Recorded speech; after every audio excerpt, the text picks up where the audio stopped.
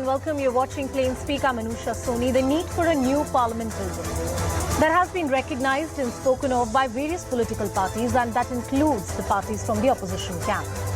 Now, that long pending dream of having a new parliament that befits the stature of Indian democracy is finally being fulfilled. The inauguration of the new parliament building is scheduled to happen on the 28th of May by Prime Minister Narendra Modi. 20 opposition parties have given the call for the boycott of the inauguration ceremony. Well, their key argument, the building should be inaugurated by the president, who occupies the highest position in the warrant of precedence as recognized by the Indian Constitution. But the project is not new to controversy. Recently, you had Congress President Mallikarjun Kharge. He made this inauguration about disrespect to the Dalit sentiments. He argued that BJP has reduced the office of the president to mere political tokenism. But I believe we are missing the forest for the trees. At the end of the day, it's national heritage, the seat of world's largest democracy. Our new parliament building, which is being inaugurated, should such a constitutionally auspicious occasion be lost in the transient political noise? Should the smaller details digress our attention from the historic change that we are set to witness? This is not an office of a political party. It's the new Indian Parliament. It belongs to the opposition as much as to the ruling government and to the billion-plus people.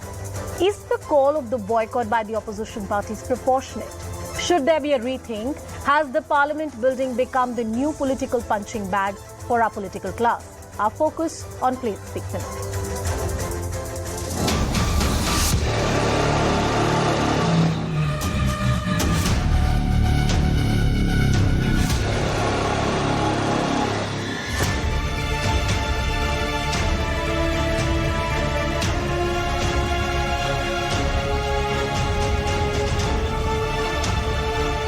Importance and which has to be given to the president is not being given.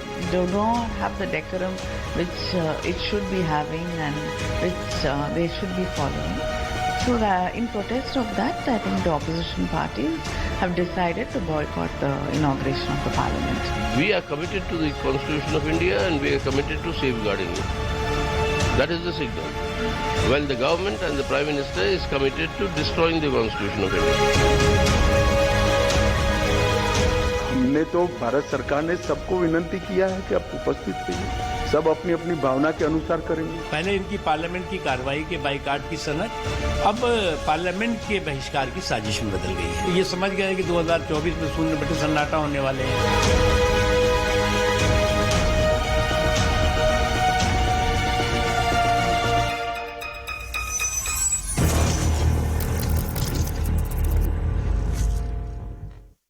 And as I said earlier, a total of 20 opposition parties have decided to skip the inauguration ceremony. The opposition parties stated that the inauguration of the new parliament building is a momentous occasion, but Prime Minister's decision to inaugurate the building himself is not only a grave insult to President force, but also to the democracy. That's what they have argued so far. The BJP maintains, the government maintains that this is a discretion which has been exercised by the government in their due capacity, and there is no constitutional precedent that binds them. Well, what are the various issues which are raised by the opposition parties? The opposition leaders have issued a joint statement opposing this inauguration, as I earlier argued. What are the key arguments that they are putting forward? Well, one of the principal arguments that is being put forward by the opposition party is that they want to ensure that the President of India inaugurates this building. Draupadi Murmu should be the one who should inaugurate this building. And the opposition claims that the Prime Minister has completely sidelined the office of the President. They call this move as an undignified act which has insulted the highest constitutional post. On the other hand, the BJP and the government maintains that these allegations are totally baseless. The opposition also allege that Prime Minister has relentlessly hollowed out the parliament. They said our mics are being muted, we're not allowed to speak, and they believe that the centre has sucked the soul of democracy. That's the sort of narrative we saw coming in from the opposition camp. What has the BJP said so far?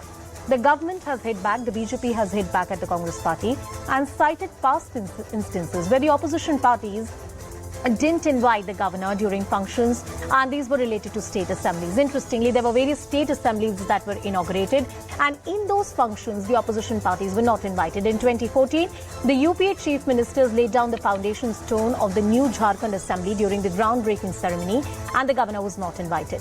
In 2018, Andhra Pradesh chief minister laid the foundation stone of the new assembly, and here also the governor was not invited. In 2020, Sonia Gandhi laid the foundation stone of Chhattisgarh Assembly while the governor was not invited for the ceremony. In 2023, Telangana Chief Minister KCR inaugurated the new assembly building, and again, Governor Tamilisai was not invited for this function at all. Around the new parliament, you'd remember there have been various controversies since the announcement of the Central Vista project. Not to forget, it went to the Supreme Court of India.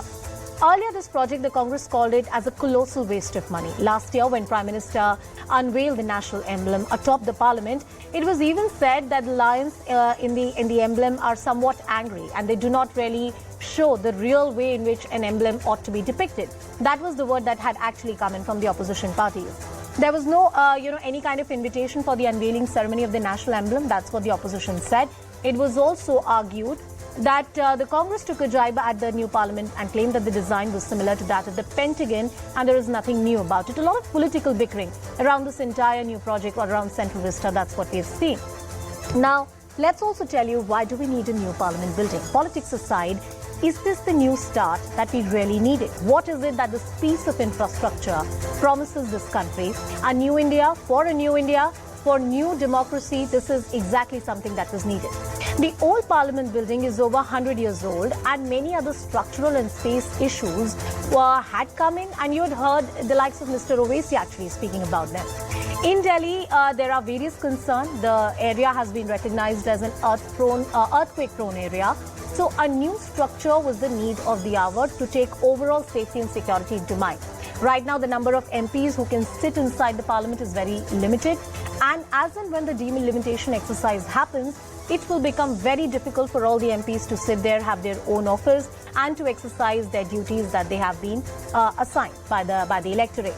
Now, planned back in 2026, the number of MPs, as I said, will increase with the delimitation exercise. On top of that, the Central Hall doesn't have enough seats for all the MPs of both the houses, while the new parliament will be easily able to host the joint sessions together.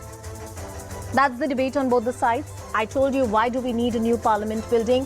But is this new political parliament building has become a mere punching bag? That's the key question we are asking. Is the response of the opposition really proportionate to what they're claiming to be? Because there is no constitutional precedent per se. In 75 years after Indian independence, this is the first time that we are having a new parliament building. In fact, in most democracies across the world, there are annexee buildings, there are libraries, but a new parliament building, in many ways, it is unheard of. Well, let's also take this debate to our guests who are joining us on the broadcast tonight. We have Mr. Nalin Kohli of the BJP, Mr. Arun Anand, who is a consulting editor of First Post, Ram Mohan Reddy from the Congress Party, and Siddharth Sharma, who is the spokesperson of the Aam Aadmi Party, joining us on the broadcast. Good evening to all of you. Nalinji, coming first to you. And you're as much as a BJP spokesperson as a ardent student of law. And it's being argued that the president has the power and the president is bound in convention to inaugurate a building of this nature, not the prime minister. Legally and politically, does that argument stand? Let's start politically. Mrs. Indira Gandhi chose to ignore President Fakhruddin Ahmad Ali way back in 1975 when she was inaugurating the Parliament Annex.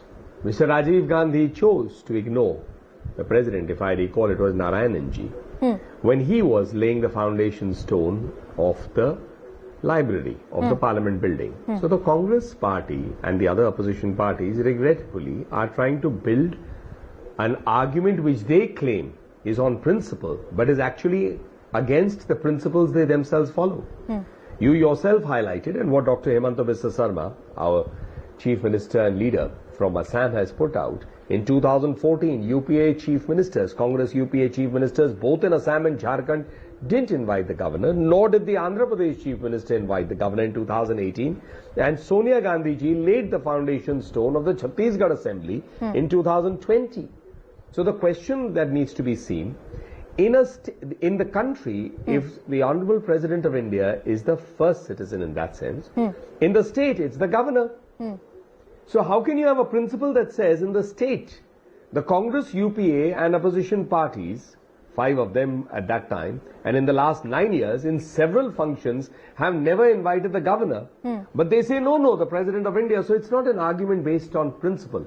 It's an argument that they are running away from the fact that they don't wish to be part of this function. They have opposed the building of a new parliament building from day one.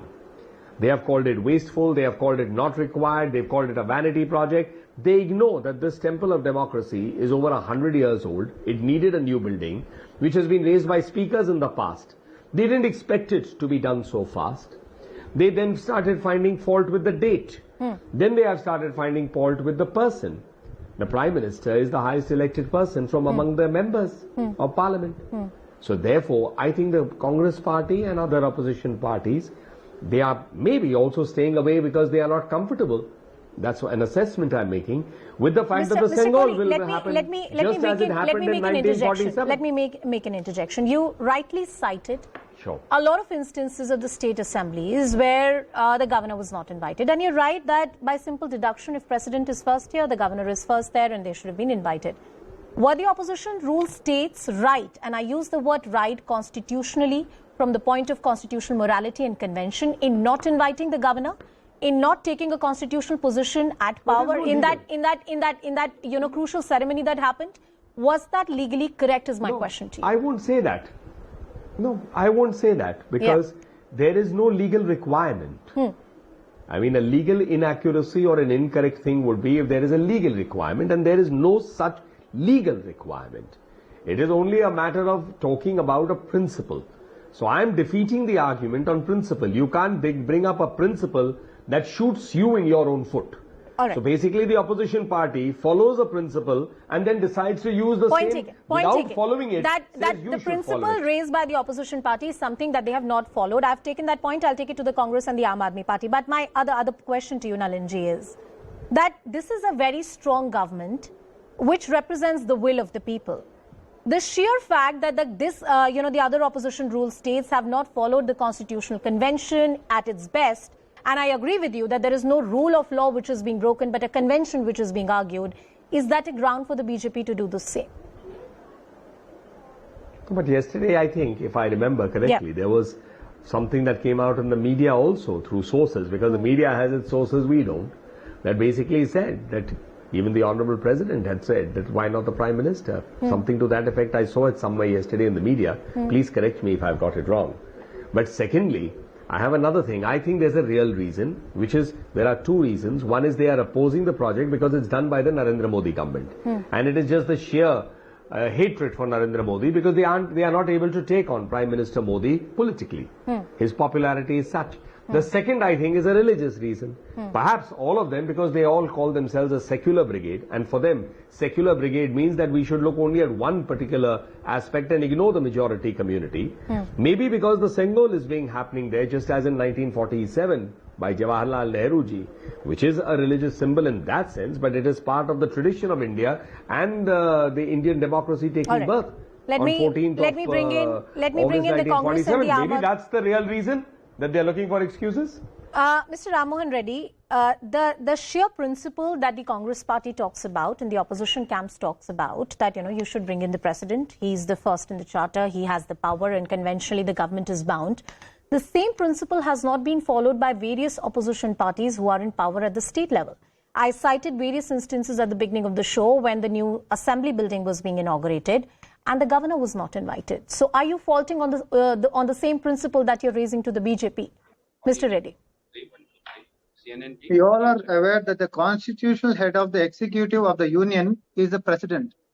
As per the Article 79 of the Constitution of India, the Council of the Parliament of the Union consists of the president and two houses known as the Council of States and the House of the People, which are Rajya Sabha and Lok Sabha. So now, after listening to the whole, the entire explanation of the BJP spokesperson here, the big question still lies unanswered. Why there is no invitation to the president of this country, who is the first citizen of this nation? Why?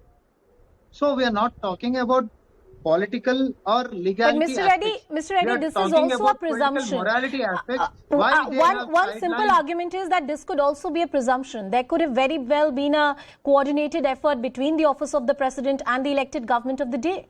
And those details might not be in public. I mean, we're just presuming that the office of the president has not been invited. If all the 20 opposition parties are presuming in that way, then it is the responsibility of the ruling government to give explanation on that, to give clarity on that. So why are they building this confusion then? See, they should answer that. They should give the clarity about it.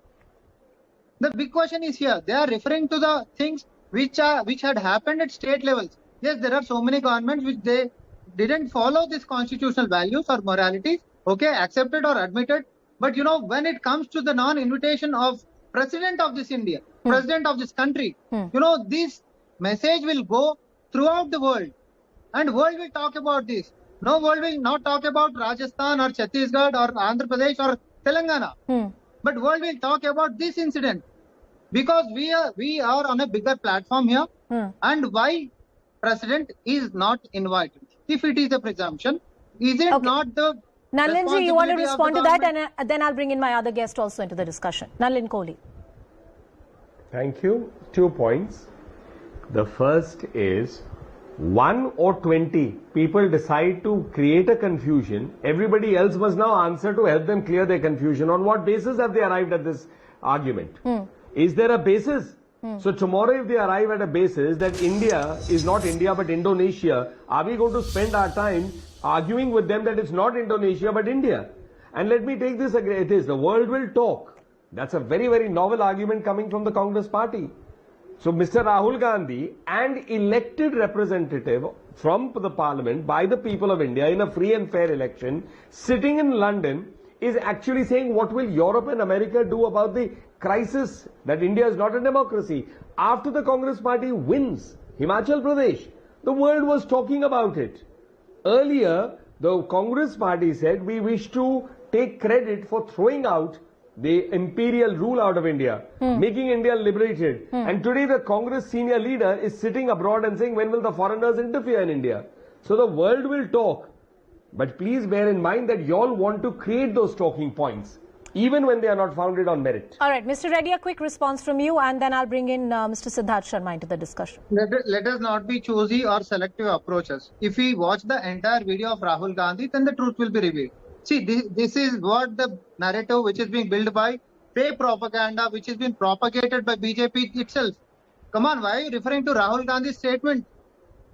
Come on, if you watch the entire video, can I request, can we stay on the topic that we are discussing? I know Nalin Kohli made that point, and then Mr. Reddy, it's justified for you to respond. But I want to bring in Siddharth Sharma also into the discussion. Siddharthji, on a lot of points, the opposition parties have not seen eye to eye. But on this particular issue, there is a unity amongst the opposition camp. 20 political parties have said they're not going to attend the inauguration ceremony. But my key question is that this is not a political party office. This is the parliament of the country. All right, you may disagree with the Prime Minister, inaugurating the new parliament building. But at the end of the day, it belongs to the country. It belongs to all political parties. Today, BJP is in power. Tomorrow, it might be some other political party. And it represents 1 billion plus, the world's largest democracy. Is the response of a boycott really proportionate, sir? Siddharthji. Yeah, Anusha, I think you hit the nail on the head by saying that essentially what you are saying is that the new parliament building represents Sabka Saath, Sabka Vikas. It represents 1.4 billion Indians. Now, the question here is, a party, there is something called as legality and there is something called as propriety. Yes.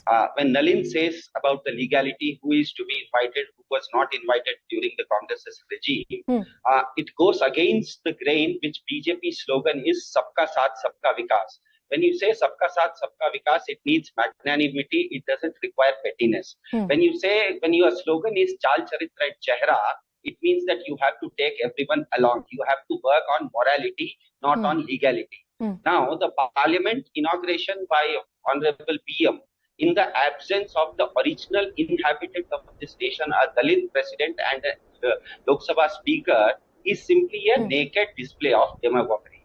BJP should be atrocious enough now to bring in an ordinance whereby designations like president, Lok Sabha speakers, all those things should be dissolved. And they should again bring another ordinance next morning asking the sun to rise from the west in the Arabian Sea because Gujarat has the longest coastline in India. It's as simple as that. If you are building a new parliament, you are saying, and your slogan has been Sabka Saath, Sabka Vikas, your slogan has been Chal Charitra et Chehra, you cannot compare yourself with what Sonia Gandhi did in Chhattisgarh or what somebody, Rajiv Gandhi, did during his time. It is your time. You have come to the parliament.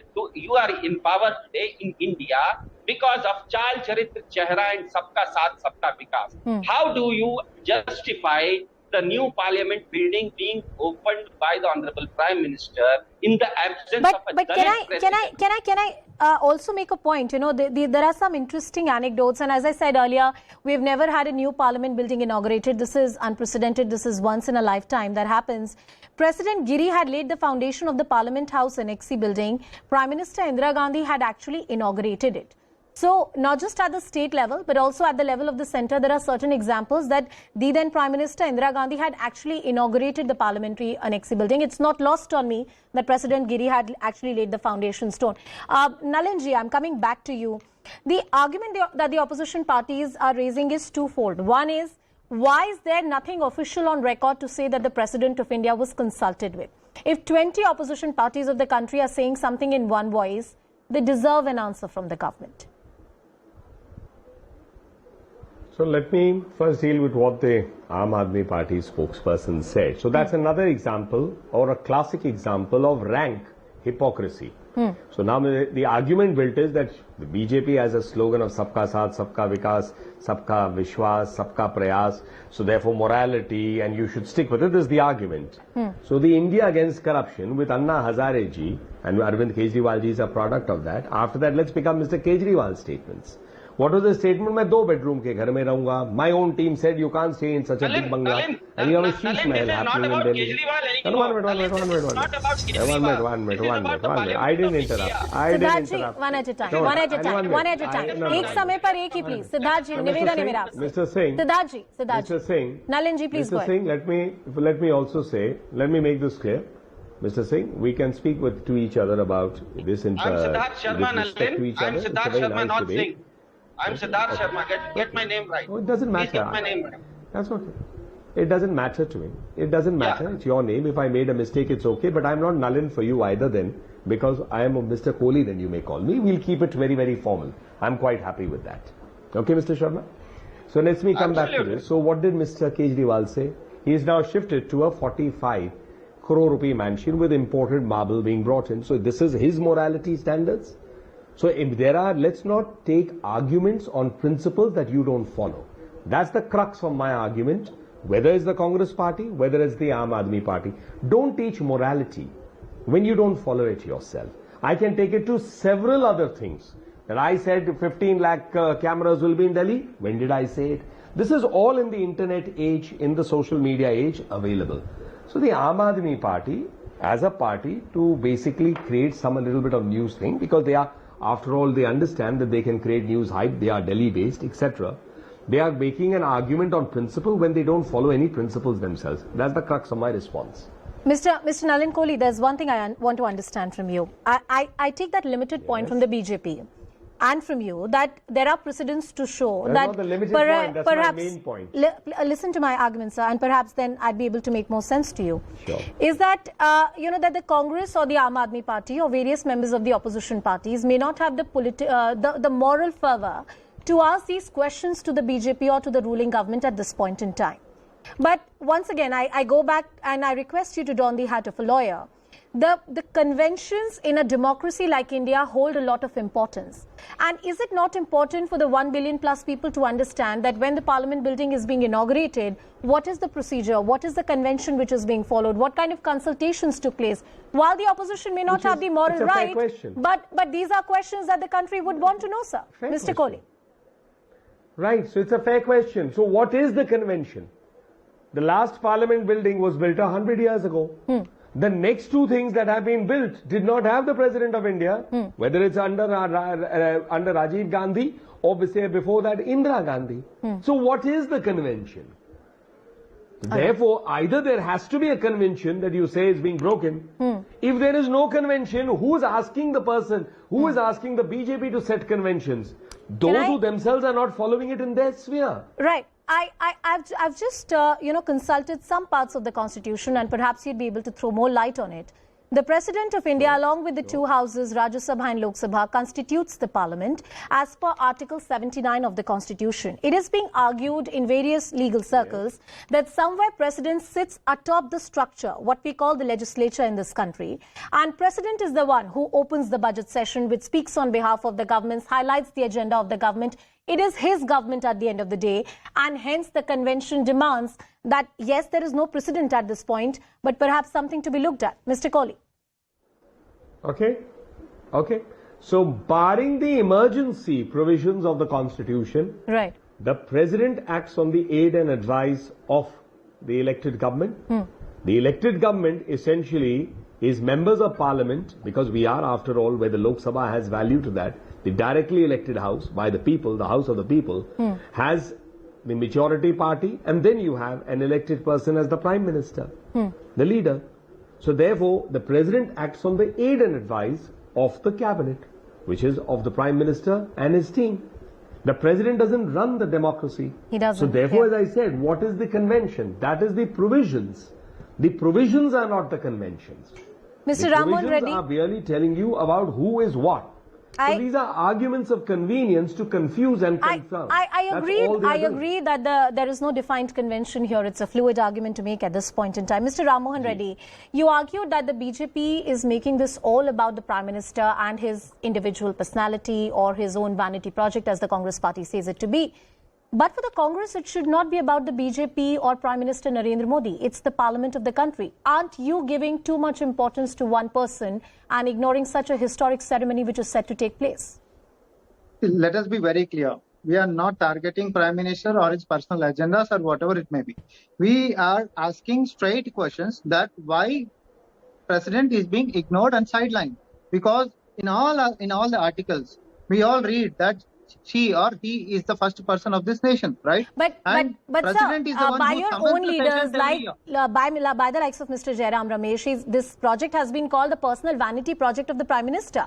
And various senior Congress leaders are on record to make that statement, so you can't deny that one. No, we are not denying it. Apart from that personal criticism as well, see, there are so many questions which need to be answered by the BJP. Because it is the President who summons the sessions every year. He or she is the first person who will lead, who will take the lead role, who has got so much of, who has key role in the Constitution as well. But I asked you a different question, sir. My question to you was that, let's take your argument on the face value, that the BJP is wrong or the government has not followed the convention, but this is still the Parliament of the country. And the opposition, someday when the government changes in the future, you might be in power and you're going to miss the inauguration of this very important constitutional event. I mean, that doesn't really sound proportionate to me. No, are we demanding that Prime Minister should not be there and only President should be there? Our demand is to include President and put him in the first place. That is what we need. That is what Constitution says. Though there is no convention, but we need the first person of this nation to be respected. All right, a quick point from the Aam Aadmi Party. Siddharth Sharma, 30 seconds, sir. Yeah, in 30 seconds, Right Honorable Mr. Nalin Kohli, who is a lawyer, he is a very erudite person, but he very conveniently skirted the issue that there has been an insult to Dalits, and that has remained unanswered in all that Mr. Nalin Kohli has said. The President of India is the original inhabitant of India, and she is a Dalit, and by not inviting a Dalit, who is the number one person in India, isn't BJP. Forget about Mr. Kohli coming from a law background, from a politician's point of view, from a sociologist's point of view, isn't it an insult to Dalits? This is a simple question, which very obviously it is. It is an insult to Dalits of this nation. Mr. Nalin Kohli, the Dalit identity is something that has resonated in this entire debate. You may want to respond to that. Tribal identity. Yes. Ramnath Kovind ji was a Dalit, and Draupadi Murmu ji is a tribal.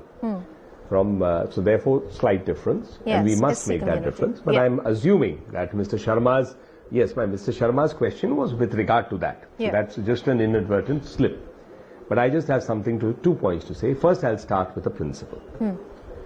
Whether it is Mr. Sharma from the Aam Aadmi Party or Mr. Reddy from the Congress or me from the BJP, We all ultimately are part of the same democratic tradition where people of India elect the MPs. And whether we disagree, dislike, do anything, the fact of the matter is the people of Delhi have the people of India have elected MPs from the Aam Aadmi Party and from the Congress. And therefore, it is also their solemn duty to be part of the process of the Parliament of India, to boycott the temple of democracy and the new building, which is once in 100+ years, is something that they should reconsider. Whether they do or they don't, that is for them to decide. But I think they owe it to the people who have elected them. Leave the BJP out of the picture, number one. Number two, on the larger question, which, for example, Mr. Reddy was raising, in terms of that we are talking about the principle that the Honorable President, etc. So let me ask two things. Sonia Gandhi ji was the chairperson of the National Advisory Council. Okay. She was directing how Prime Minister Manmohan Singh's government would do. Mr. Rahul Gandhi was not even that. He actually said, I'm tearing the ordinance in 2013 well, sir, and throwing it in the dustbin, I'm while sorry, the Prime Minister of India was in America. I'm very short of time, but Mr. Nalin Kohli, I take your point. Ram Mohan Reddy, Siddharth Sharma, thank you, gentlemen, for joining us on the broadcast. As we wrap this debate, all I can say is that it's going to be a momentous day when the new Parliament building is inaugurated, and perhaps the petty politics can step aside for a moment.